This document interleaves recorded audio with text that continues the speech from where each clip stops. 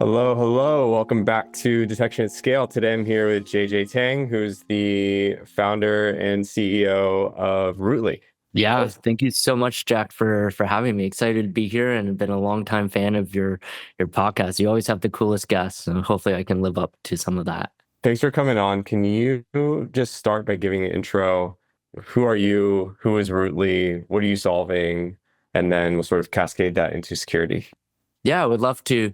I'm JJ. I'm the co-founder and CEO here at Rootly. We build a modern on-call and incident management platform. So we're the tooling that helps wake you up in the middle of the night when something breaks at 3 a.m. and you get on your computer and you need to figure out how to fix it. And we help you orchestrate the response, run automated workflows for all the manual admin work that you typically would do. We spin up Slack channels, Zoom rooms, and we make sure all the right people are working on it. And then once the incident is close to being done, we'll help you put together your postmortem and postmortem timeline, track your metrics. We have a bunch of AI that we've layered on top, and ultimately help you learn from the incident. And we've been lucky to work with a bunch of amazing companies out there and helping modernize incident response like Figma and LinkedIn and Dropbox and so on and so forth. But I live here in Toronto, Canada with my wife and my dog, which is effectively my whole personality now. And I think the company would agree with that. There was a big push to make the dog the mascot of the company, but I think marketing ultimately shut that down. So it's a big fight I've been trying to campaign against for a while. Well, maybe I'll start a company called Barkley, and then I'll make my dog the mascot, and then we can compete. We have a whole line of swag called Woofly instead of Rootly. And we also, so when we go to like conferences like AWS reInvent, I'll see customers wear shirts with my dog's face on it. And I think it's just very funny. Incident management is a super important part of IR, and it's honestly a really stressful part of incident response from a security perspective. How do you make it easier for teams, and where did the inspiration come from to want to improve this process? Yeah, it was a very natural origin story. So before starting Rootly, I worked at Instacart, the grocery delivery company. I worked mostly on the product side and built their 0 to 1 enterprise business as well as their last mile delivery business.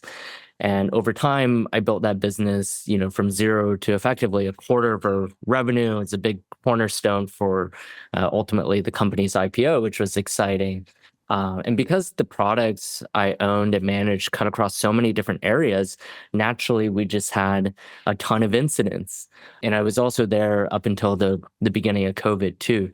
So incidents being like website outages or shoppers couldn't check out.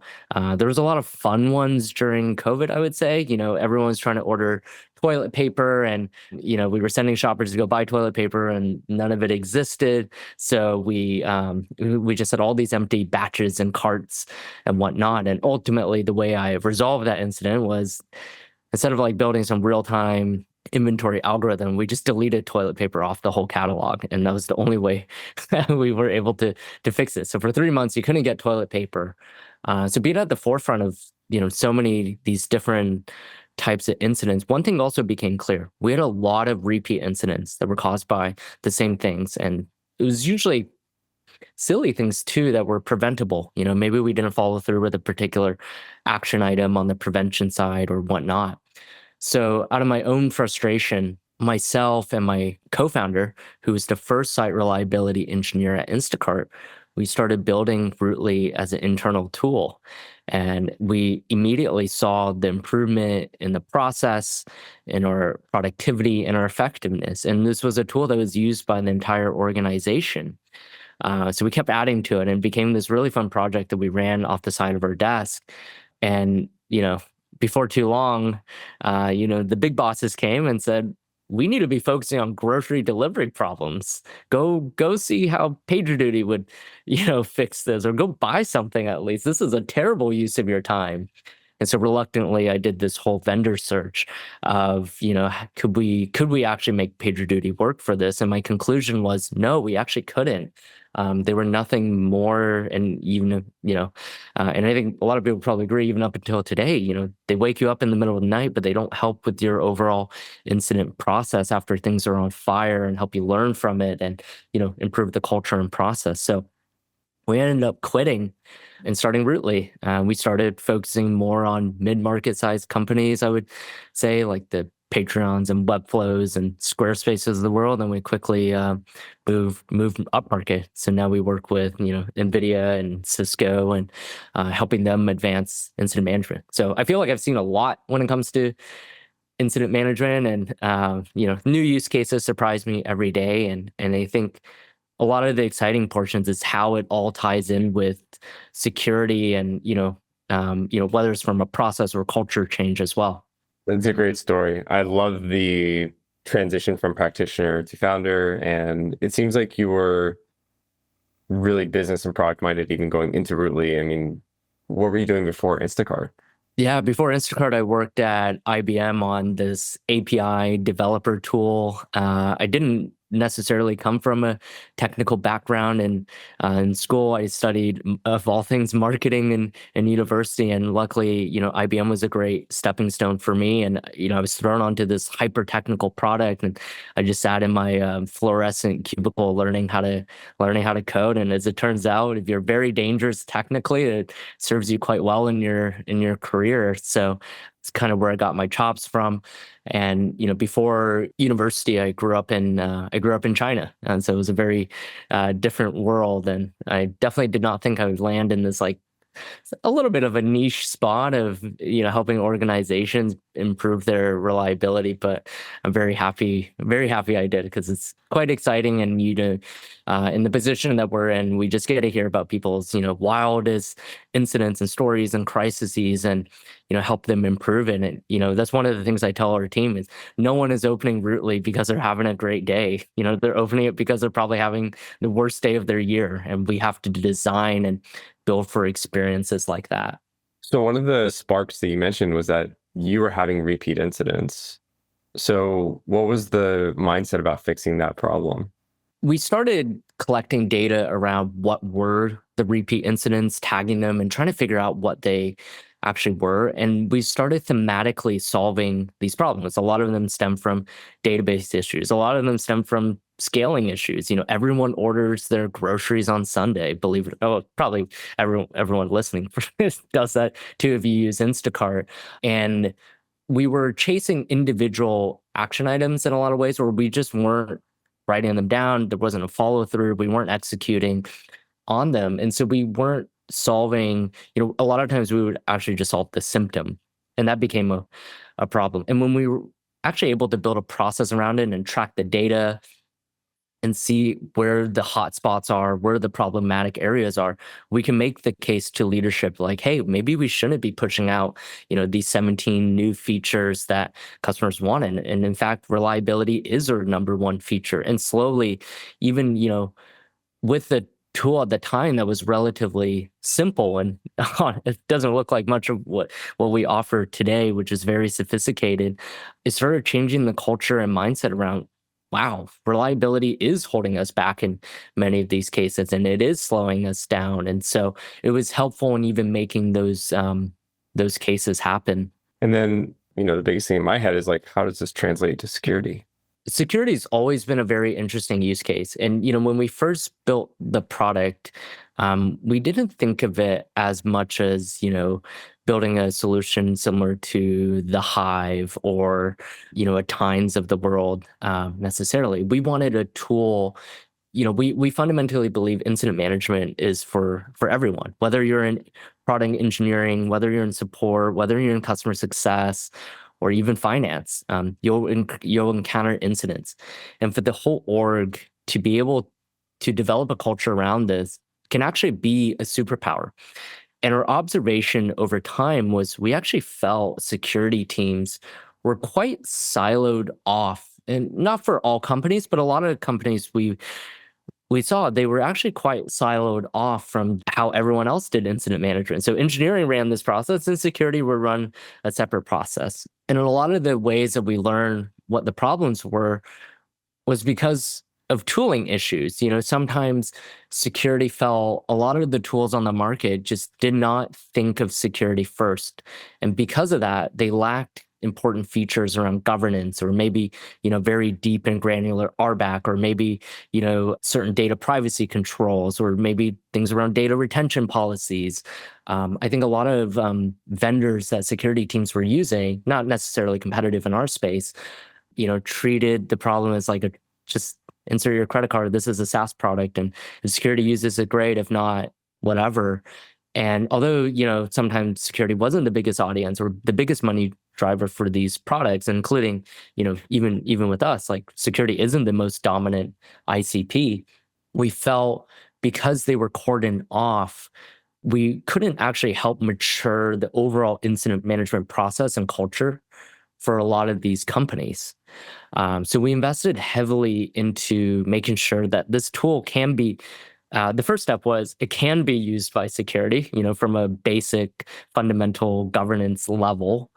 We had all the right bells and whistles and controls in place. And the second thing that we wanted to be able to do was how can we effectively integrate security use cases safely into the rest of incident management. That's how we got our start, and why we focus so deeply on security. And today, we've built a dedicated security module that companies can tack onto their product. The benefits that we've seen from this is, well, now these engineering organizations that own product engineering and also security can see the full picture of incidents. They can suddenly correlate the things that were happening in security and how that affected the rest of the incident management org, and vice versa.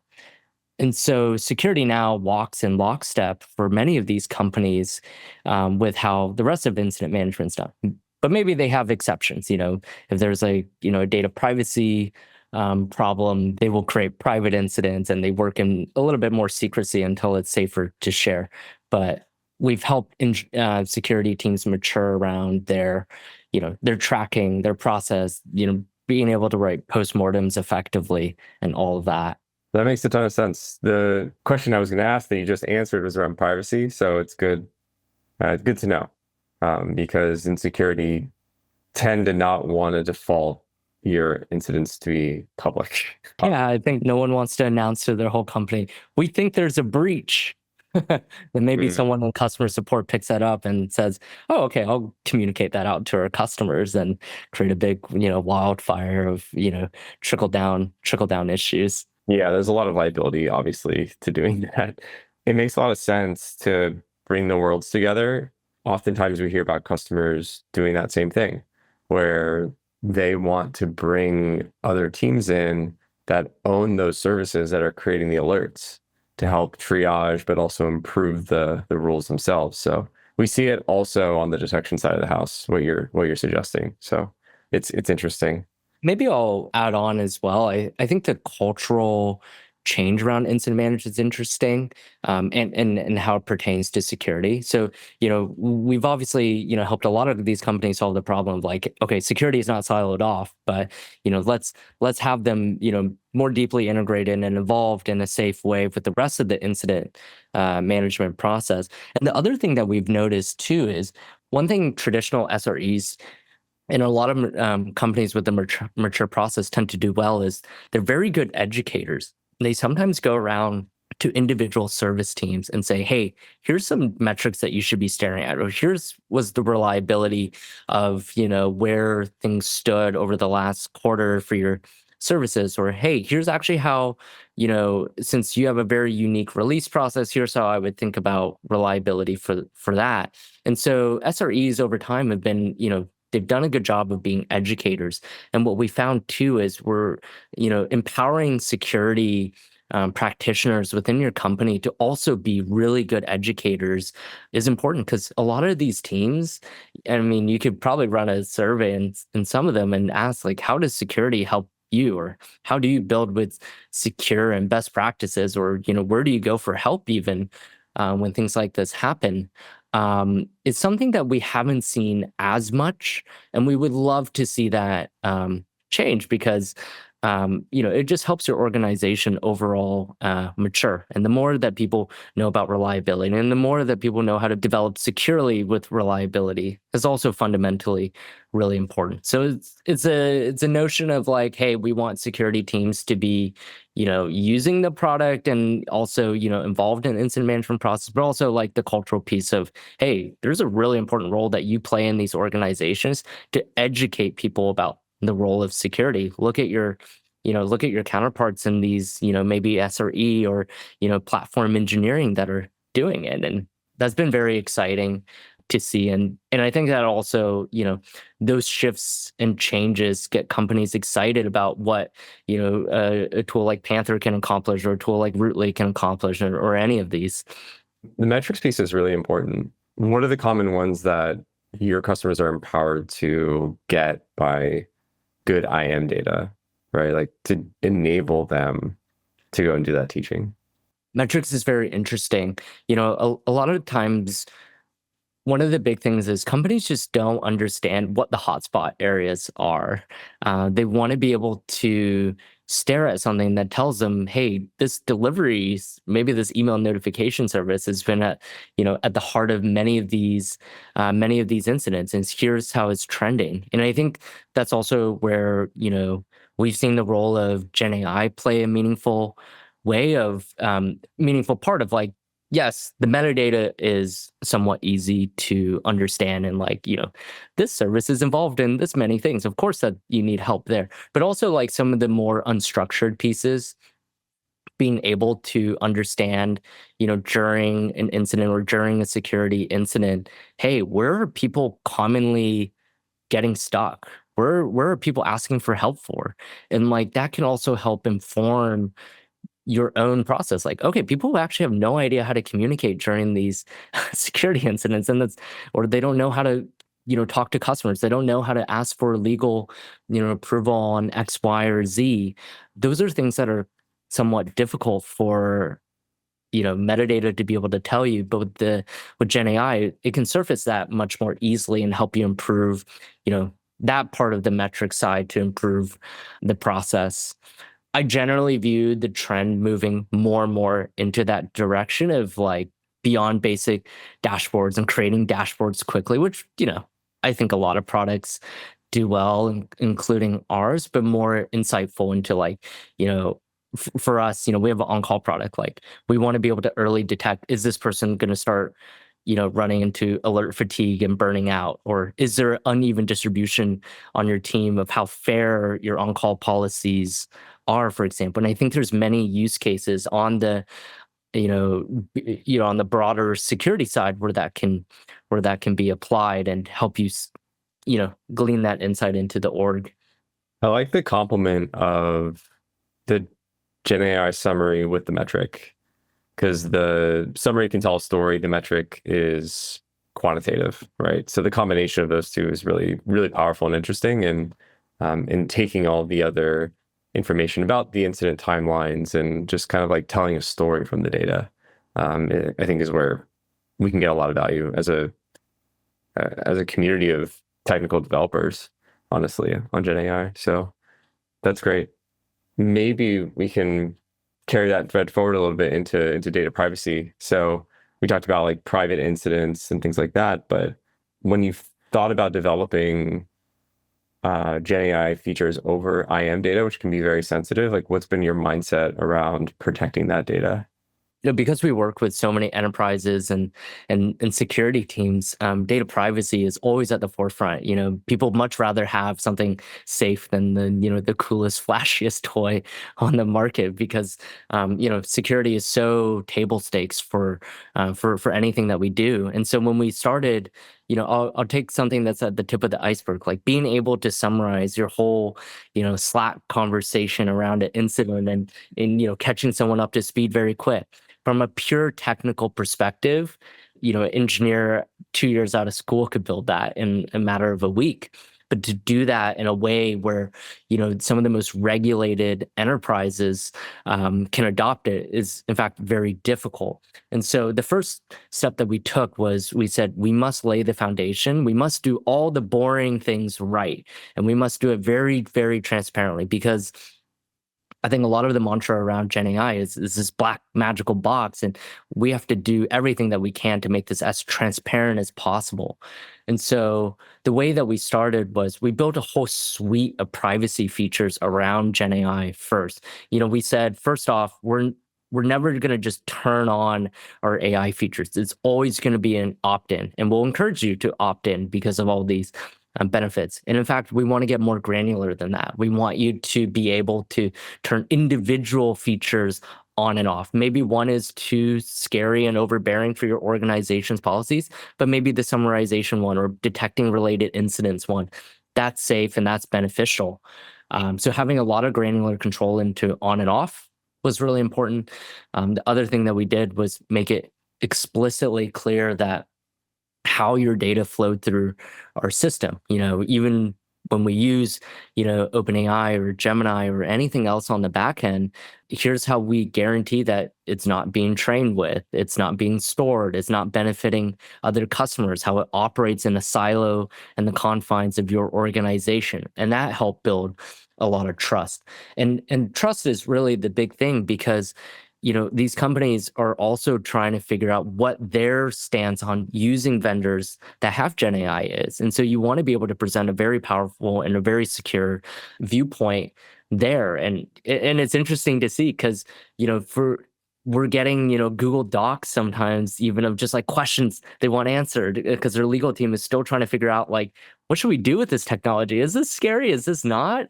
And the other things that, we built on top, we said, doing the table stakes is not enough. Everything I described there, in my opinion, is table stakes for any vendor building, in any space that an enterprise would use. But let's go above and beyond. We said, hey, we work with a lot of, companies that deal with sensitive data, maybe like an e-commerce company, let's say. Let's build a LLM gateway that sits between their data and our, whatever LLM that we're going to use on the back end, like OpenAI. And we can go through and scrub out any PII data, credit card numbers, phone numbers, order IDs. So companies, a lot of our retail customers actually send us schemas of their order IDs. I mean, that information actually isn't really important for a good Gen AI output or result, and we scrub it all out before it gets passed on. And so that built a lot of trust. The other thing that we've done is we said, people might not want to use this like common OpenAI account that we use on our product. They might have their own. Most companies have some sort of enterprise agreement with Gemini or Claude or whatever it may be. And so we said, okay, you don't have to use ours. In fact, you can bring your own models to the table. If you want to use Gemini, come use Gemini. Here's the known limitations. Here's the known benefits. Here's what you can expect. But you can guarantee that your data is flowing within your four walls the whole time. And so that gave security teams a lot of trust to actually say, hey, even though I'm going to just use Rootly to detect related incidents in the future, I know my data is really safe with them. And one other thing we wanted to give customers was just a lot of granular control over, what parts of the product Rootly can see. So for example, inside of Slack, by default, when you're in a security incident, you're in a Slack conversation or you're in a Zoom call where we typically would be involved, you can say, hey, we actually don't want Rootly to use Gen AI for security incidents in particular, or this particular class of security incidents. And so I think teams felt confident because they didn't have to rely on remembering that, these particular incidents couldn't be used with AI tooling. They just had to set the policy up front with us, and they knew it would be safe. Yeah, so I think the scope of the project really just, as everyone was trying to figure it out, spiraled out of control, but in the best way possible, because we knew that ease of adoption had to be the easiest, had to be one of the most important things here. The emphasis on privacy is great, and I love that you offer the BYO API key approach and bring your own model with the disclaimer that, hey, this might be a slightly different experience, since when you're typically developing those features, as you know, it's foundation models behave differently. So it's good that you're setting that expectation. That's great. I appreciate all of that as a founder and as a technical user myself. This has been a fun conversation. So I think to wrap things up, I'd love to get three pieces of advice from you on running good incident management processes. I think first off, I would think of incident management not just as a, as ironic as it sounds, because I run a tooling company, but great incident management to me is not a tooling problem. It is a people, it's a process, it's a cultural problem. So when you look at solving these different problems inside your org, also look at how you want those to evolve. And sure, tools like, ours or anyone's can be a catalyst for it. I think the second thing is view incident management as not this siloed work just for your SRE team or your product engineering team. Think about security, think about your customer support use case, think about even your finance teams and how everyone can be involved because it's a important whole company cultural shift thing. You can truly make it your superpower. And I think maybe specifically for security teams that are thinking about better reliability is to lean into that, some of what we talked about, lean into the educator role, lean into telling people about the amazing work that you're doing and how you can help them and how they can help you. And I think those are probably some of my takeaways. Just being able to see hundreds of thousands of incidents, whether it's tech companies that are building AI products and all the way to some European countries where we work with the government as well. There's a big contrast, and these all kind of apply universally throughout. Awesome, JJ. Thanks for coming on the show. I had a great time hosting you, learned a lot, and hope to talk to you again pretty soon. Yeah, thank you so much for having me, Jack, and thank you everyone for listening.